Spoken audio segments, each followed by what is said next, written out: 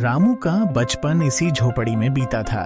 उसके पिता खेतों में मजदूरी करते थे और उसकी माँ दूसरों के घरों में काम करके परिवार का गुजारा करती थी।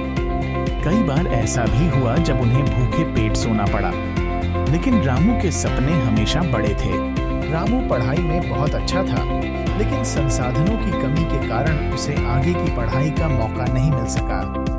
उसने गांव के स्कूल में जितना हो सका उतना पढ़ाई की, पर उसके सपनों को पूरा करने के लिए यह पर्याप्त नहीं था। उसने शहर जाकर अपनी किस्मत आजमाने का फैसला किया।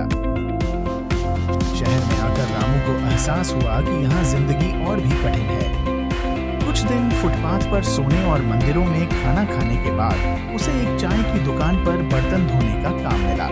वह खाली समय में किताबें पढ़ता और सीखने की कोशिश करता।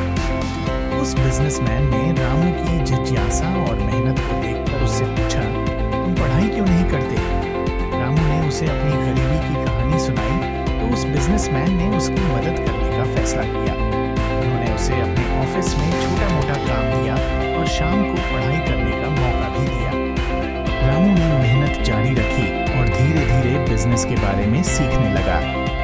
कुछ सालों बाद उसने खुद का एक छोटा व्यापार शुरू किया। शुरुआत में कठिनाइयां आईं, लेकिन वह कभी हार नहीं माना। धीरे धीरे उसका व्यापार बढ़ता गया और कुछ ही सालों में वह एक सफल उद्यमी बन गया। अब वही रामू जो कभी झोपड़ी में रहता था, शहर में अपनी खुद की बड़ी कंपनी का मालिक बन चुका था। उसकी कहानी इस बात का सबूत है कि गरीबी कभी भी सफलता की राह में रुकावट नहीं बन सकती, अगर इंसान में मेहनत, लगन और कुछ सीखने की इच्छा हो।